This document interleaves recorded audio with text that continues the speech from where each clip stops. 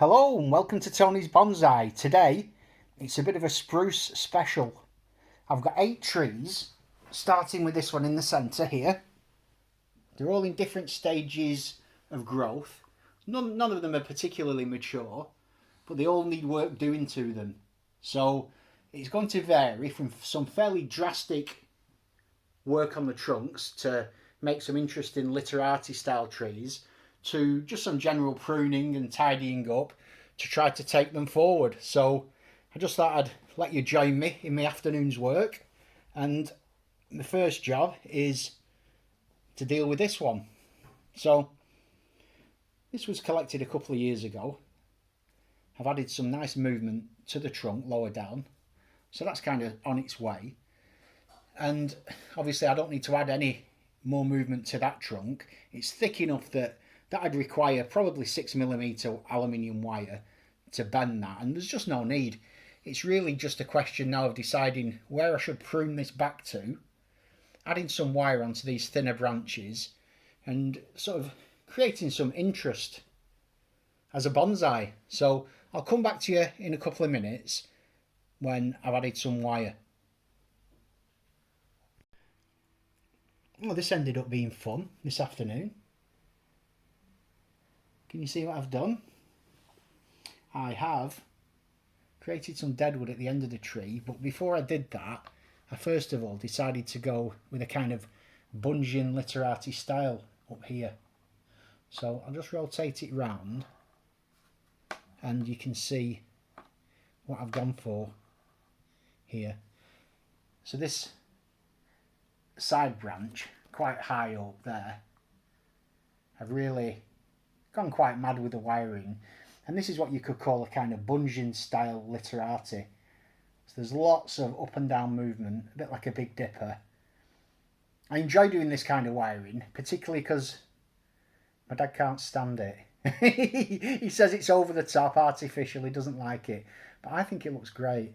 I love that kind of movement that you get in the top of a good literati tree, and that's all set up for the future now. But having done it and deciding to create deadwood out of the apex of the tree, which before just came up and went across, this was very straight. So this end piece just ran out in a straight line.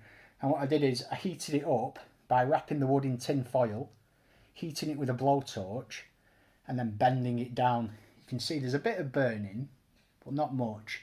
I burnt it down, I sort of bent it around with the gym pliers, let it go cold, and then when I released it, it's just set in position. So that up and down movement there now kind of matches in with that up and down position of these wired branches. And obviously I've left all the green on the end of the wired branches because I need those to grow and set in position. But this is really kind of early structural work to create a tree for the future. So very happy with that. It took me quite a lot of thinking and planning, but it looks good. And now to move on to the next tree. And the next one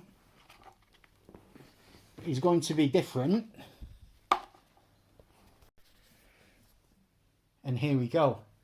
So again, we've got some nice, relatively subtle movement in the bottom, which I've created with wire in the past, which is nice. But when it gets to the mid stages, it just goes up straight, right up to the top of the tree. Nothing really happening any higher. Lots of branching options. So I could do something similar to that previous one, but I think what I'll do here is I'll apply some thicker gauge wire to this mid section there and try and get some really interesting movement into this trunk, because it's not too thick to move at all. And combining it with this curve at the base, I think I can create something, again, quite interesting. And I just love being creative like this with this kind of raw material. So that's what I'm going to do. And I'll come back to you once that's looking, hopefully, significantly different. What can I say? I'm a weak man. I ended up going in with some fairly thick aluminium, and the reason is to add extra movement. So even though I had that nice curve at the base, I decided I wanted another curve coming backwards. So that's what I did. I struggled, to be honest. This is beyond my limit. But I did it anyway. My dad ended up finishing the job off. But the reason that I like this is because, again, it fits in with that kind of bunjin style of the previous tree. So when I talk about bunjin, I don't even know if this is correct, but I think of a branch that goes up and then plunges back down. So this is almost a double. We've got it going up and coming down, and then it comes round again up here, and it almost forms what I see as like a Chinese dragon at the top of the tree, which I really like. I love it when you can see things within a tree. And from round here, from round this side now, you know, again, looking through the tree, you've got that nice up and down character. And all of these smaller branches, these can be wired, pruned and styled in the future. This is not the healthiest of trees. It's always struggled a little bit. But I think given another 12 months of good growth, good fertilisation, it'll really kick on and be something of note in a couple of years. But the main thing is I enjoyed doing it. Really enjoyed it. Not so much the wiring. As I say, it's thick stuff that. And it was overkill. In retrospect, I could have used probably 4.5mm wire for that. It was too thick. But it's done the job. It's held it in place. It's very springy spruce, so you do have to overbend it. If you put the bends in that you want, then in 12 months' time when you remove the wire, it just won't be, it won't look good. You bend it at least 50% more than you need, and that allows for it to spring back. So yeah, another, you know, I wouldn't call this one literati. This is definitely bunjin, but I like it. There we go. Another good afternoon.